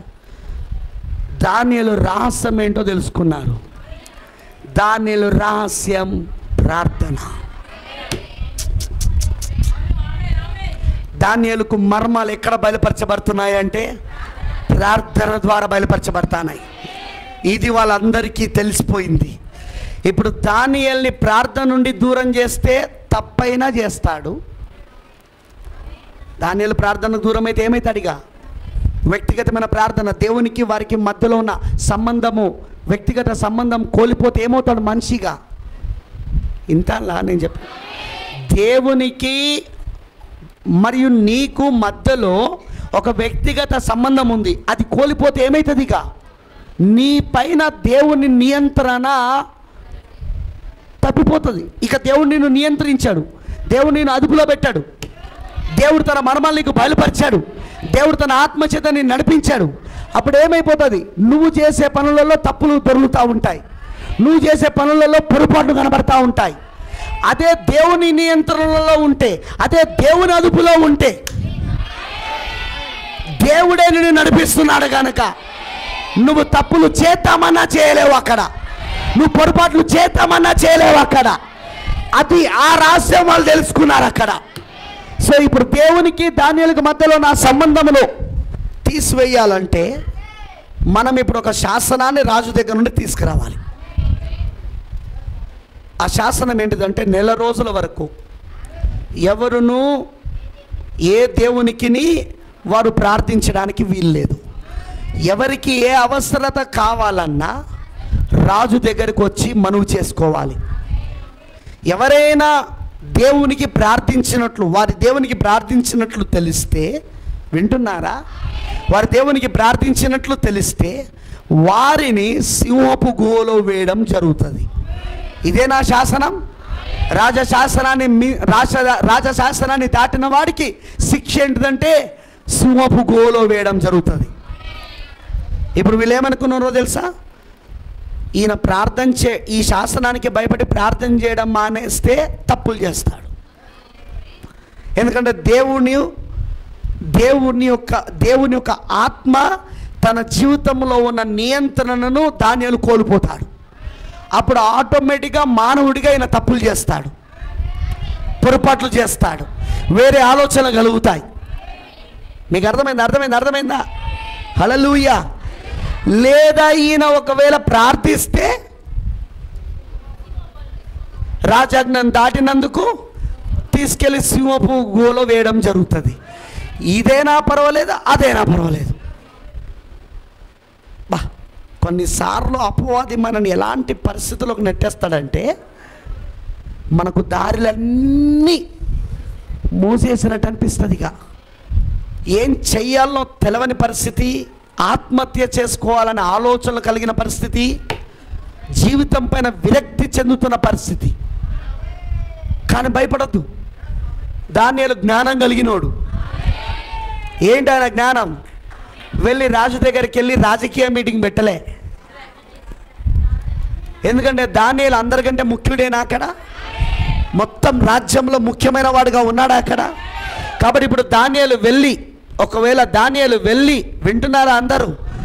రాజు దగ్గరికి వెళ్ళి మాట్లాడవచ్చు కదా. రాజకీయాలు చేయలేదు దానియేలు. ఆమేన్. రాజకీయ పలుకుబడిని వాడలేదు దానియేలు. రాజకీయ పలుకుబడి పైన ఆధారపడలేదు దానియేలు. మరి దేనిపైన ఆధారపడ్డాడు? ఏ ప్రార్థనను చూసి సాతానుడు ఇదంతా ఆయనకు వలపన్నాడో ఆ ప్రార్థన ద్వారానే చేయించగలదని అర్థమైంది. శాస్త్రం చదివాడు, మరి వెళ్ళాడు. ఆ యెరూషలేము వైపు ఉన్న ఆ కిటికీ తలుపులు తెరిచాడు, మోకరించాడు, ప్రార్థించాడు. వెంటనే శత్రువులు వెళ్ళి ఈ సంగతి రాజుకు చెప్పినప్పుడు రాజు బంటులను పంపించి అతన్ని తీసుకురమని చెప్పినప్పుడు వెంటనే వాళ్ళు దానియేలుని తీసుకొని వచ్చారు, అరెస్ట్ చేసి తీసుకొని వచ్చారు. మరి దానియేలుని తీసుకొచ్చినప్పుడు దానియేలుని చూశాడు కానీ ఏమీ చేయలేకపోయాడు దర్యావేషు. ఎందుకు అంటే కారణం ఏంటంటే మీరు పట్టుకుంటున్నారని చెప్పేది ఎందుకంటే మాదీయులు పారసీకుల యొక్క చట్ట ప్రకారముగా ఒక్కసారి రాజముద్రతో చేతివేలుకున్న ఉంగరపు రాజముద్రతో ఒక్కసారి ఆ చట్టము చేయబడిందంటే దాన్ని మార్చే అధికారం రాజు కూడా లేదు. అది ఎస్తేరు కథలో చూసినామా మనం దాన్ని? ఎందుకు మనము వివాహములో ఉంగరాలు తొడిగిస్తాం? ముద్రాది సూచనాది ముద్రాది. నీకు వివాహము ఆ స్త్రీతో చేపట్టదన్న ముద్ర అధికారపు సూచన. ఇది ఉంగరం అధికారానికి సాదృశ్యం, ఉంగరం ముద్రకు సాదృశ్యం. అర్థమైందని చెప్పింది. అందుకే ఉంగరాలు అనేది మార్చడం జరుగుతుంది అక్కడ. ఆమేన్, హల్లెలూయా. మరియు ఇక్కడ ఏం చేయలేకపోయాడు. దానికి కారణం ఏంటిది అంటే రాజుకు చాలా ప్రియమైన వాడే దానియేలు. అయినా దానియేలు దానియేలు గురించి ఏం చేయలేకపోయాడు. దానికి కారణం ఆయన చట్టాన్ని ఆయన దాటలేడు. ఒక మానవుడే వాళ్ళు తయారు చేసిన చట్టాన్ని వాళ్ళు దాటలేకపోతే మరి దేవుడి సంగతి ఏమంటావు? మరి దేవుడు తన వాక్యాన్ని దాటగలడా? దేవుడు తన వాక్యాన్ని దాటి పనిచేయగలడా?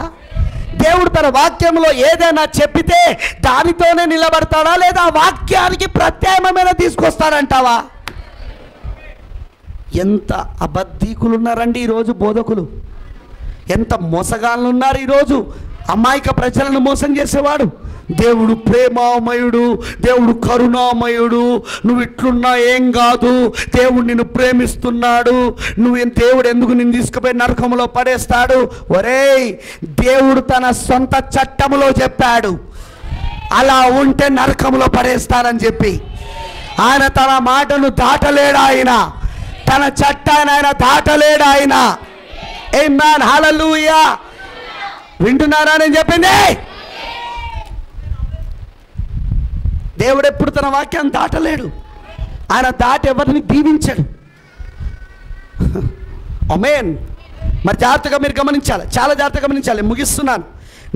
నేను 9వ అధ్యాయం వచ్చే వరకు ఇవి చెప్తాను. 9వ అధ్యాయము సాయంత్రం చూడబోతున్నా మర్మాన్ని.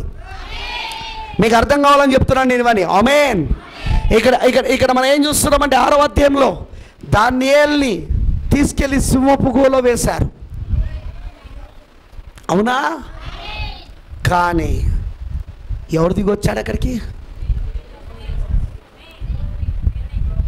మనిషి కుమారుడు దిగొచ్చాడు అక్కడికి. దేవుడే స్వయంగా దిగొచ్చాడు అక్కడికి. యూదా కొదమ సింహము సింహాల మధ్యలోనికి దిగొచ్చాడు అక్కడికి. సింహపు నోర్లను ముంచేశాడు ఆయన. ఆమేన్, ఆమేన్, ఆమేన్. 6th chapter of Daniel. ఆ దానియేలు 6వ అధ్యాయంలో దేవుడు అక్కడ దానియేలుని సింహపు గుహలో నుండి విడిపించాడు ఆయన. That is the 6th chapter. 7వ అధ్యాయానికి వచ్చినప్పుడు 7th chapter. అదిగో నాకు ఇప్పుడు ఇది కావాలి. వినడానికి ఒప్పుకుందా? తినడానికి ఆకలి అవుతుందా? ఒప్పుకుందా? నీకు ఒప్పుకుంటే చెప్పడానికి నేను రెడీ. ఎందుకంటే నాకు చాలా ఇష్టం వాక్యం అంటే. నా జీవితంలో అతి ఎక్కువగా నేను దేనైనా ప్రేమించాను అంటే అది వాక్యమే. నాకు అది ఎంతసేపు చెప్పినా ఎంతసేపు విన్నా నేను ఎప్పుడు బోర్గా ఫీల్ గాను. నా ఆత్మ విశ్రాంతి తీసుకునేదే వాక్యంలా. Let's come to 7th chapter. 7 పర్ఫెక్షన్. 7 పరిపూర్ణత అయి ఉన్నది. ఆమేన్ అంటారా? చూడండి, నేను మళ్ళీ చెప్తున్నాను. 2వ అధ్యాయంలో ఆ బ్రహ్మాండమైన ప్రతిమ కనబడతా ఉన్నది. అన్యజనుల రాజ్యాలు, ప్రపంచాన్ని ఏలబోయే అన్యజనుల రాజ్యాలు కనబడతా ఉన్నాయి. ఏమైంది దీనికి? నేనే ఆపేసినా? ఏ లేదా? అప్పటి నుండి లేదా? బ్రహ్మాండమైన విగ్రహము మనకు కనబడతా ఉన్నది. ఆమెనంటారా? ఇప్పుడు దేవుడు ఏం చేస్తున్నాడు? ఆ 2వ అధ్యాయంలో ఉన్న రాత్రి దర్శనాన్ని రాబోయే అధ్యాయాలలో దేవుడు ఏం చేయడం మొదలుపెట్టాడు? ఇంకా ఎక్కువగా విపులీకరిస్తూ దానియేలుకు దేవుడు దాన్ని చూపించడం మొదలుపెట్టాడు. అంటే అన్ని దర్శనాలు దేంతో సంబంధం కలిగి ఉన్నాయి? ఇప్పుడు ఆ 2వ అధ్యాయంలో ఉన్న దర్శనంతో అనమాట. ఆ 2వ అధ్యాయంలో ఉన్న దర్శనాన్ని ఇంకెక్కువగా విప్పుతా ఉన్నాడు ఆయన. పట్టుకుంటున్నారా మీరు? ఇప్పుడు మీకు దానియేలు పుస్తకం చాలా క్లియర్గా అర్థమైతే నేను చెప్పేది. అవునంటారా? ఇప్పుడు 7వ అధ్యాయానికి వచ్చినప్పుడు ఇక్కడ దానియేలు 4 జీవులను చూస్తున్నాడు. ఆమేన్. అర్థమవుతుందా? ఒక్కసారి చూడండి దానియేలు గ్రంథం 7వ అధ్యాయం. దానియేలు గ్రంథం 7వ అధ్యాయం. బబులోను రాజగు బెల్షాసర్ యొక్క పరిపాలనలో మొదటి సంవత్సరమున దానియేలునకు దర్శనములు కలిగెను. అతడు తన పడక మీద పరుండి ఒక కలగని ఆ కల సంగతిని సంక్షేపముగా వివరించి రాశాను. ఓకేనా? అవునంటారా? ఇంగ్లీష్లో చూద్దాం. ఓకే, సేమ్ ఉందిలే. 2వ వచనం. దానియేలు వివరించి చెప్పినదనగా, రాత్రి యందు దర్శనములు కలిగినప్పుడు. మీరు గమనించారా ఇది? మళ్ళీ ఈ దర్శనం కూడా ఏంటిది? That's right, night. రాత్రి యందు దర్శనములు కలిగినప్పుడు నేను తేరి చూచుచుండగా ఆకాశపు నలుదిక్కుల నుండి సముద్రం మీద గాలి విసురుట నాకు కనబడెను. అప్పుడు నాకు 4 మిక్కిలి గొప్ప జంతువులు మహాసముద్రంలో నుండి పైకెక్కాను. సముద్రం ఎల్లప్పుడు దేనికి సాదృశ్యం చెప్పండి? జలములు దేనికి సాదృశ్యం? ప్రజలకు, ఆయా భాషలు మాట్లాడే వారికి సాదృశ్యం. ప్రకటన 17లో ఉందా మాట? సముద్రం దేనికి సాదృశ్యము? ఆయా భాషలు మాట్లాడే వారికి, జనులకు, జన సమూహములకు సాదృశ్యం. ఆమెనంటారా? ఆ ఘట సర్పం కూడా ఎందులో నుండి వచ్చింది? ఆ మహావేష కూడా ఎందులో నుండి వచ్చింది? ప్రకటన 10లో మహావేష దేంట్లో నుండి వచ్చిందండి? సముద్రంలో నుండేనా? నీళ్ళలో నుండేనా? ఆమెనంటారా? నీళ్లు దేనికి సాదృశ్యం? జలములు దేనికి సాదృశ్యం?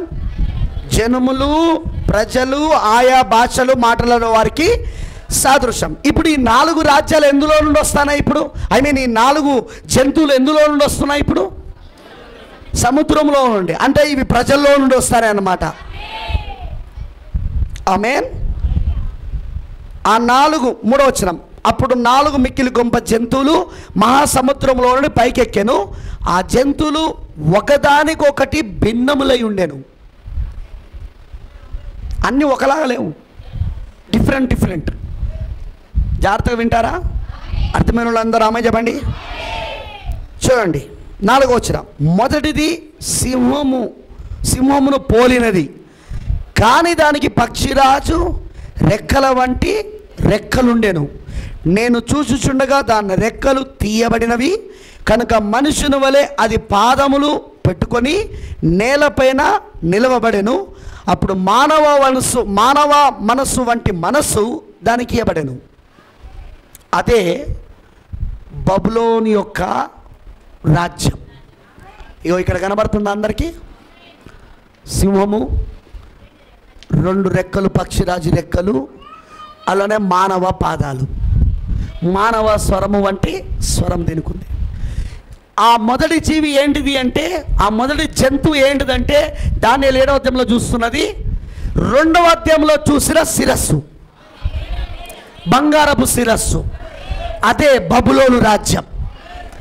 ఇంకా దేవుడు ఏం చేస్తున్నాడంటే ఇప్పుడు దర్శనంలో ఆ 2వ అధ్యాయంలో ఇచ్చిన దర్శనాన్ని ఇంకా విపులీకరిస్తూ దేవుడు చూపిస్తూ ఉన్నాడు అక్కడ. అండ్ ఇంకెక్కువగా దేవుడు దాన్ని బయలుపరుస్తూ ఉన్నాడు అనమాట. అర్థమైన వాళ్ళందరూ ఆమె చెప్పండి.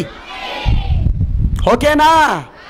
నా సెకండ్ వన్, 2వ చూద్దాం ఇప్పుడు. 5వ వచనం. 2వ జంతువు ఎలుగుబంటిని పోలినది. అది ఒక పార్శ్వము మీద పడుకొని తన నోట పళ్ళ మధ్య 3 ప్రక్కటెముకలను పట్టుకున్నది. కొందరు లెమ్ము, విస్తారముగా మాంసమును భక్షించుము అని దానితో చెప్పిరి. అదే ఇది. రెండవది బంగారు శిరస్సు మొదటిది.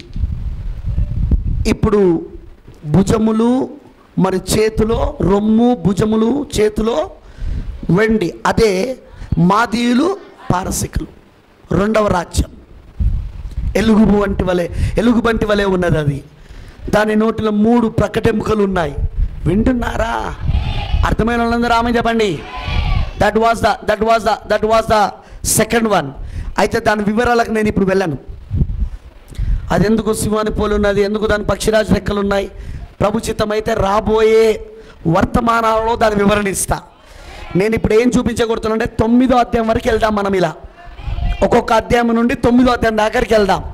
9వ అధ్యాయానికి వచ్చినప్పుడు మనకు దానియేలు 70 వారాలు వస్తాయి. అక్కడ దానియేలు 70 వారాలకు సంబంధము దేవుడు ఎక్కడి నుండి తీసుకొచ్చాడో తెలుసా? 2వ అధ్యాయం నుండి తీసుకొచ్చాడు. అంటే ఒక వ్యక్తికి దానియేలు 70 వారాలు అర్థం కావాలంటే ఎక్కడి నుండి రావాలో తెలుసా? స్టడీ. Are you catching? మీరు పట్టుకుంటున్నారా నేను చెప్పింది? ఆమెనంటారా? అర్థమైన వాళ్ళందరూ ఆమె చెప్పండి. అది రెండవది. ఇప్పుడు ఇది 2వ జంతువు. నా 3వ జంతువు దగ్గరకు వద్దాం. 6వ వచనం. అటు పిమ్మట చిరుతపులిని పోలిన మరొక జంతువును చూసి తిని, దాని వీపున పక్షి రెక్కల వంటి 4 రెక్కలుండెను. దానికి 4 తలలుండెను. ఎన్ని తలలు? 4 తలలుండెను. దానికి ఆధిపత్యం ఇయ్యబడెను. అది 3వ జంతువు. ఇది చిరుతపులిని పోలి ఉన్నది. 4 రెక్కలు. వింటున్నారా? చిరుతపులి 4 రెక్కలు దానుకున్నాయి. ఆ మూడవ జంతువే ఇక్కడ మనం చూస్తున్న గ్రీకులు. చిరుతపులి చాలా వేగంగా పరిగెడుతుంది. అలెగ్జాండర్ 33 సంవత్సరాల వయసులోనే చాలా వేగంగా ప్రపంచ దేశాలను జయించాడు. అవునా కాదా? ఎంత వయసులో జయించాడు? 33 years. చాలా చిన్న వయసులో జయించాడు ఆయన. అవునా కాదా? చిరుతపులిని పోలి ఉన్నది ఆ రాజ్యం. అందుకే, ఎందుకంటే జంతువులలో చాలా వేగంగా పరిగెత్తేది ఏంటి చెప్పండి? చిరుతపులి. వింటున్నారా? అందుకే ఆ రాజ్యం చిరుతపులులతో పోల్చబడ్డది. ఆమేన్. ఇక 3 రాజ్యాలు అయినాయి. 3 జంతువులు, 3 రాజ్యాలు. ఇప్పుడు 4వ జంతువు దగ్గరకు వద్దాం. వెరీ ఇంపార్టెంట్, ఎందుకంటే దీంతో మనకు సంబంధం ఉంది. ఓకేనా?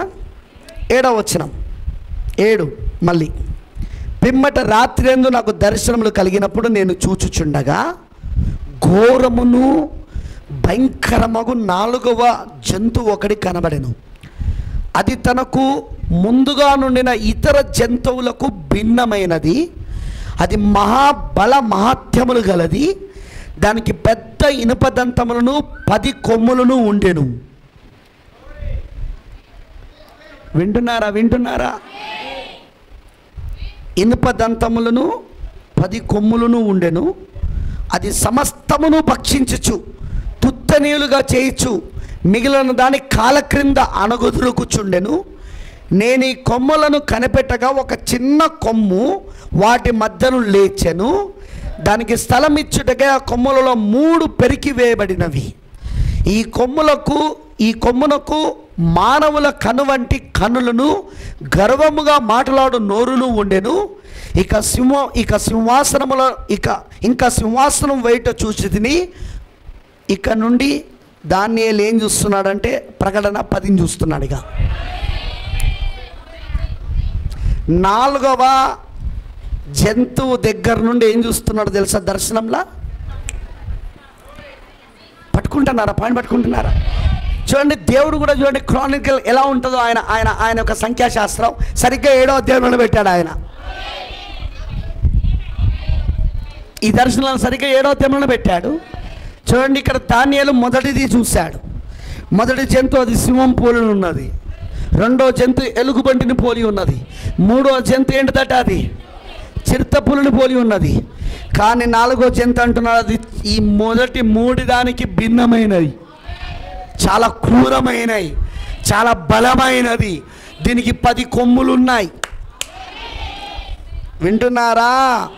ఘోరముగా ఉన్న జంతువు, భయంకరముగా ఉన్న జంతువు నాకు కనపడదంటున్నాడు. ఆమెనంటారా? ఇది సమస్తాన్ని భక్షిస్తూ తిత్తలుగా చేస్తున్నది అంటున్నాడు. ఆ మిగిలిన దాన్ని తన కాళ్ళతో త్రొక్కుతున్నది అంటున్నాడు. అంటే ఈ 3 రాజ్యాల కంటే 4వ రాజ్యం చాలా భయంకరమైనదని అర్థం అక్కడ. మరి ఈ రాజ్యం అప్పుడే ఏం జరుగుతూ ఉన్నదంటే,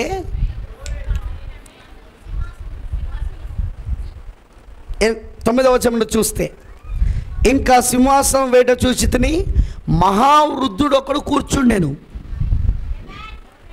యేసుక్రీస్తు యొక్క తల వెంట్రుకలు ఎలా ఉన్నాయి? తెల్లని ఉలిని పోలిగా ఉన్నాయా? అందుకే మహావృద్ధుడు అంటున్నాడు ఆయన అక్కడ. మహావృద్ధుడు ఒకడు కూర్చున్నాడు. ఆయన వస్త్రము మహిమ వలె ధవలముగాను, ఆయన తల వెంట్రుకలు శుద్ధమైన గొర్రెబొచ్చు వలె తెల్లగాను ఉండెను. ఇది ఎక్కడనో ప్రకటనలో చదివినట్టుంది. 2 చోట్ల చదువుతాం మనం దీన్ని. ఒకటి ప్రకటన 1లో చదువుతాము, రెండవది ప్రకటన 10లో చదువుతాం. సో డానియల్, ఇప్పుడు దానియేలు దేని చూస్తున్నాడు? ఇప్పుడు ఈయన ప్రకటన 1ని చూస్తున్నాడు, ప్రకటన 10ని చూస్తున్నాడు ఇప్పుడు. ఆమేన్. ఆయన సింహాసనము అగ్ని జ్వాల వలె మండుచుండెను, దాని చక్రములు అగ్ని వలె ఉండెను. అగ్ని వంటి ప్రవాహం ఆయన యొద్ద నుండి ప్రవహించుచుండెను. వేల వేల కొలది ఆయనకు పరిచాలకులుండిరి, కోట్ల కొలది మనుషులు ఆయన నిలిచిరి. తీర్పు తీర్చడకే గ్రంథములు తెరవబడెను. బాబా బాబా బాబా బాబా ఏం చూస్తున్నాడు? అర్థమైంది? 7వ అధ్యాయంలో ఈ 4 జంతువుల తర్వాత జరగబోయే తీర్పును చూస్తున్నాడు. 1963లో తీర్పు ప్రకటించబడిందా? పాత్రలు కుమ్మరించబడడానికి ప్రకటించబడిందా? 7 పాత్రలు ఉన్నాయి ఆ బైబిల్లో. 7 ఉగ్రత పాత్రలు ఉన్నాయి బైబిల్లో.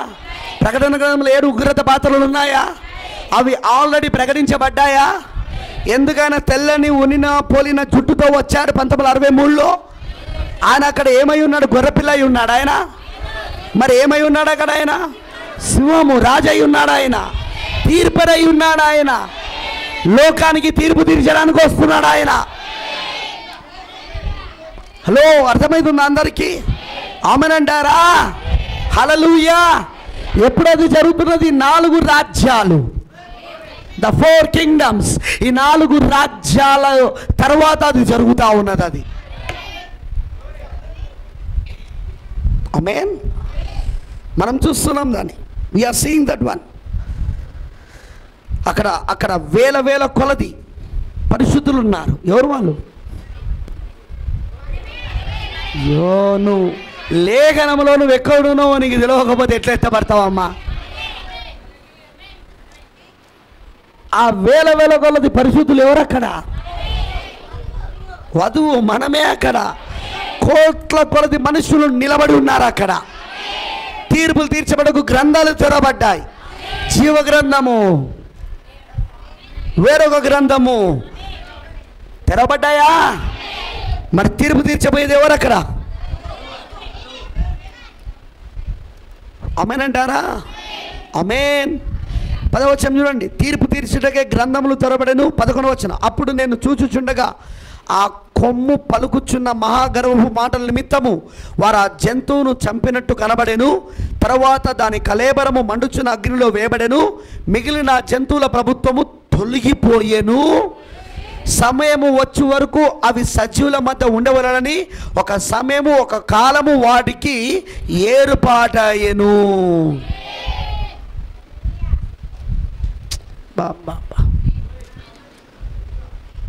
లేఖనాలు ఎంత స్పష్టంగా మనకు బోధిస్తున్నాయి. ప్రియమైన దేవుని పిల్లలారా, ఇంకా నేను ముందుకెళ్తే 5 గంటలకు స్టార్ట్ అయ్యే మీటింగ్ కూడా కంటిన్యూ అవుతుంది ఇక్కడే. సాయంత్రం చూద్దాం దీన్ని. Will see in the evening. ఓకేనా? ఇవాళ మళ్ళీ నేను దానియేలు 70 వారాలకు వెళ్ళాను నేను. కానీ మనకు అర్థమైంది ఏంటంటే 2వ అధ్యాయంలో వచ్చిన ఆ దర్శనం ఏదైతే వచ్చిందో దాన్నే దేవుడు ఏం చేసుకుంటూ వచ్చాడు, తర్వాత అధ్యాయాలలో విఫలీకరించుకుంటూ వస్తున్నాడు, తెరుచుకుంటూ వస్తూ ఉన్నాడు. ఇంకా దానిలకు స్పష్టంగా అర్థమైనట్లు వస్తున్నాడు. అర్థమైన వాళ్ళు ఆమె చెప్పండి. అర్థమైందని చెప్పింది. ఆమేన్. అలా అలా అలా మొత్తము దేవుడు ఆయనకు తెలుపుకుంటూ వస్తూ ఉన్నాడు, దానిలకు చూపించుకుంటూ వస్తూ ఉన్నాడు. 9వ అధ్యాయానికి వచ్చేసరికి 70 వారాల గురించి రాయబడ్డది అక్కడ. అన్య జనుల యొక్క రాజ్యము ప్రపంచవ్యాప్తంగా సార్వత్రికంగా ఏ విధంగా ఏలుబడి చేస్తారు అనేది ఆ అన్యజనుల రాజ్యాల గురించి రాయబడ్డాయి. ఆ 4 జంతువుల గురించి రాయబడ్డది. ఆ 4 లోహాలతో తయారు చేయబడ్డ ప్రతిమ గురించి రాయబడ్డది. ఇవన్నీ మళ్ళీ దేంతో సంబంధం అంటే దానిలో 70 వారాలతో.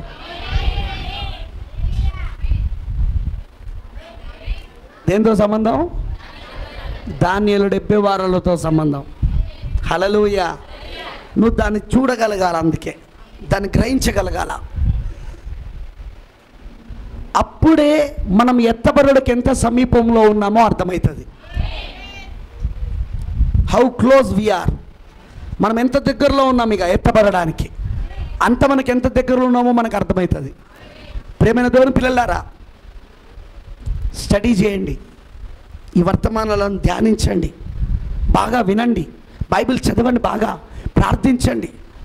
ఈ మర్మములన్నీ దేవుడి కాలంలో మన ప్రవక్త ద్వారా బయలుపరిచాడు ఆయన ఆల్రెడీ. ఎవ్రీథింగ్, ప్రతిదీ వాక్యంలో మనకు విప్పబడింది. ఆమేనంటారా? ఒక విషయంలో నేను ఇప్పుడు బాధపడుతున్నాను. ఏ ఫ్లోలో మనం వచ్చామో సాయంత్రం మళ్ళీ ఆ ఫ్లో అందుకోవడం కష్టం. చాలా చక్కగా మనం చూసుకుంటూ వస్తున్నాం, దాన్ని మళ్ళీ దాని కంటిన్యూ చేయాలని కొంచెం కష్టంగానే ఉంటుంది. అయినా మీరు ఇవి మర్చిపోవద్దని నేను కోరుతున్నాను. భోజనం చేసిన తర్వాత ముచ్చట్లు పెట్టకుండా ఇక్కడ కూర్చొని చదవండి. దానియేలు మొత్తం 12 అధ్యాయాలు చదవండి కూర్చొని. ఒక్కసారి కాదు, నవల చదివినట్టు నవల చదవకండి. అది అర్థమయ్యేదాకా చదవండి. ఆ అధ్యాయం ఏంటిది అర్థమయ్యేదాకా చదవండి. అర్థమవుతుందని అన్నది 12 అధ్యాయాలు చదవండి. మీ దగ్గర ఒక దానియేలు గ్రంథము, దానియేలు 70 వారాలు గురించిన పుస్తకము తెలుగులో ఉంటే తీసుకొని ఇప్పుడు చదవండి ఒకసారి. ఈ 2 గంటలు ఆ పని చేయండి మీరు. ముఖ్యంగా బైబిల్లో ఈ 12 అధ్యాయాలు చదవండి. ఎందుకంటే నేను ఇది మీకు స్పష్టంగా అర్థమవ్వడానికి నేను బోధిస్తున్నాను. I'm showing. ఇవి మీకు అర్థం కావాలి. ఇది అర్థం కాకపోతే నువ్వు ఎత్తపడలేవు. ఎందుకంటే ఇది అర్థమైతే నువ్వు ఏ కాలంలో ఉన్నావు, ఇప్పుడు ఏం జరుగుతుంది, ఏ ప్రవచనం నిరూప జరుగుతుంది, నువ్వెవరివి, వాక్యంలో నీ స్థానం ఏంటిదో ఇవన్నీ కూడా నీకు అర్థమైతేనే బయలుపరచబడతాయి. అర్థమైందని చెప్పింది. అప్పుడే నువ్వు ఎత్తపడగలుగుతావు, లేకపోతే ఎత్తపడలేవు. నాకెందుకు బ్రదర్, రోమన్లు పరిపాలిస్తే నాకేంది, గ్రీకులు పరిపాలిస్తే నాకేంది, ఎవడు పరిపాలిస్తే నాకేంది అని అన్నావు అనుకో, యేసు ప్రభు కూడా అంటాడు నీకేంది, అయితే నాకేంది నువ్వుతోటి. ఈ మర్మములు నువ్వు తెలుసుకుంటేనే ఎత్తబడతావు. సంపూర్ణ వాక్యముగా నువ్వు మారాలి. కాబట్టి తెలుసుకో, దేవుడు నిన్ను దీవిస్తాడు, ఎత్తబడకు సిద్ధపరుస్తాడు. ప్రార్థన చేసుకుందాం. దయచేసి లేచి నిలబడండి. సాయంత్రం మనకు ప్రభు రాత్రి భోజనం కూడా ఉన్నది, మర్చిపోవద్దు. సాయంత్రం మనకు ప్రభు రాత్రి భోజనము ఉన్నది. అదేవిధంగా ఆరాధన 5 గంటలకే ప్రారంభమవుతుంది. వాక్యం 7:30 వరకు ముగించేసి ప్రభు రాత్రి భోజనంలోకి వెళ్తాం. సాయంత్రం పాస్టర్ రేణోజ్ గారు కూడా మనకు చిన్న సాక్ష్యం చెప్తాడు, నిన్న ప్రకటించినట్లుగా. మరి మర్చిపోకండి. మరి అందరూ సమయంలో ఇక్కడే ఉండాలి. భోజనం చేసేసి వచ్చి ప్రార్థనలో కూర్చోండి. ఇవన్నీ అర్థమైనట్లు చేయి ప్రభు అని ప్రార్థించు. దానియేలు గ్రంథం తీసి చదువు. ఆ 12 అధ్యాయాలు మీకు ఇప్పుడు స్పష్టంగా అర్థమవుతుంది. 12 అధ్యాయాలు ఇప్పుడు నేను చెప్పింది అర్థమైతే మీకు అర్థమవుతుంది. ఇప్పుడు చదువుతూ ఉంటే ఇంకా దేవుడు మీకు బయలుపరుస్తాడు. ప్రార్థన చేసుకుందాం. Let's pray. మన మధ్యలో ఉన్న పాస్టర్ రేణోజ్ గారు వచ్చి చివరి ప్రార్థన చేస్తాడు. మనం అందరం ఏకవిధం. బాబు బాబు ఓకే, ప్రార్థించుకుందాం. హల్లెలూయా, ఆమేన్. Praise the lord. హల్లెలూయా. మహాపరిశుద్ధుడా, జీవము గల దేవ, సర్వశక్తిమంతుడైన తండ్రి, నీ ఘనమైన అతి శ్రేష్టమైన నామానికి వందనాలు, స్తోత్రాలు, స్తుతులు చెల్లిస్తున్నాం ప్రభువా. అవును ప్రభువా. అయ్యా, ఇంతవరకు మమ్మల్ని అందరినీ సజీవులుగా ఉంచి మీరు ఎక్కల చాటున దాచి కాచి కాపాడి ప్రభువా. అవును ఓ ప్రభువా. తండ్రి, ఈ యొక్క కూడికలో తండ్రి నిన్ను స్తుతించడానికి, నీ నామాన్ని గణపరచడానికి, ముఖ్యంగా ప్రభువా నీ వాక్యం ద్వారా అనేక సంగతులు మాకు బయలుపరిచిందని బట్టి నీకు స్తోత్రాలు చెల్లిస్తున్నాము నాయన. అవును ప్రభువా, ఈ యొక్క దానియేలు గ్రంథంలో ఉన్నటువంటి విషయాలు ప్రభువా నీ దాసుని మరుగు చేసుకుని ప్రభువా, ఓ మా ప్రవక్త మరి తండ్రి ఏ విషయాలైతే తెరిచారో నాయన, ఆ విషయాలన్నీ మాట్లాడడానికి ప్రభువా నాయన మాతో మాట్లాడిన దాన్ని బట్టి నీకు స్తోత్రాలు చెల్లిస్తున్నాం ప్రభువా. అవును తండ్రి, అప్రశస్తమైనవి ఎలాగైతే లోతుల్లో ఉన్నావో నాయన, నిశ్చయంగా ప్రభు అనేక సంగతులు ఇది నాన్న మా అందరికీ బయలుపరుచుకున్నందుకు వందనాలు చెల్లిస్తున్నాం ప్రభువా. నీకే మహిమ చెల్లిస్తున్నాం ప్రభువా, నీకే స్తోత్రాలు చెల్లిస్తున్నాం తండ్రి. నాదా నీకు స్తుతులు ప్రభువా. మరి తండ్రి, ఆ యొక్క బబులోనులో ప్రభు జరిగిన విషయాలు నాయన, ఆ 4 రాజ్యాల గురించి ప్రభువా స్పష్టంగా అనేక సంగతులు ప్రతి అధ్యాయంలో వచ్చి నాయన మాకు వివరించిన దాన్ని బట్టి నీకు స్తోత్రాలు చెల్లిస్తున్నాం, నీకు మహిమ చెల్లిస్తున్నాం ప్రభువా. ఇంకా అనేక సంగతులు మాకు బయలుపరచండి. అవును తండ్రి, మేము ఏ కాలంలో ఉన్నామో, ఏ స్థితిలో ఉన్నామో ప్రభువా, ఓ తండ్రి ఆ విషయాలన్నీ మాకు బయలుపరచుకోండి నాయన. నీకు స్తోత్రాలు చెల్లిస్తున్నాం తండ్రి, నీకు మహిమ చెల్లిస్తున్నాం ప్రభువా. నాదా నీకు స్తోత్రాలు నాయన. నీ వాక్యం ఇస్తున్న నీ దాసుని ఇంకను బలపరచండి, అభిషేకించండి, ఏడంతల ఆత్మశక్తి చేత నింపి బలపరిచి మాతో మాట్లాడమని అడుగుచున్నాం ప్రభువా. సాయంకాలం కూటానికి మమ్మల్ని సిద్ధపరచండి నాయన, బలపరచండి తండ్రి. వెత్తబడిన వాక్యం ప్రతి హృదయంలో ఫలింపచేయండి. మేము ఇంకా అనేక సంగతులు మేము చూసినట్లుగా తండ్రి మమ్మల్ని బలపరచమని అడుగుచున్నాం ప్రభువా. నీకు స్తోత్రాలు. కూడా వచ్చిన ప్రతి వారిని దీవించండి, బలపరచండి నాయన. నీకు మహిమ చెల్లించుకుంటూ సమస్త ఘనత మహిమ ప్రభలు మీకు ఆరోపిస్తూ ప్రభువైన యేసుక్రీస్తు నామములో ప్రార్థించి వేడుకొంచున్నాము. ఆమేన్. గ్లోరీస్. మహాదేవుడు మన రక్షకుడైన ప్రభువైన యేసుక్రీస్తు కృప, ప్రేమ, సమాధానములు కూడొచ్చిన ఆయన వధువుకు తోడండి, ఆయన నిత్య రాజ్యానికి నడిపించును గాక. ఆమేన్. ఆమేన్. Praise the lord.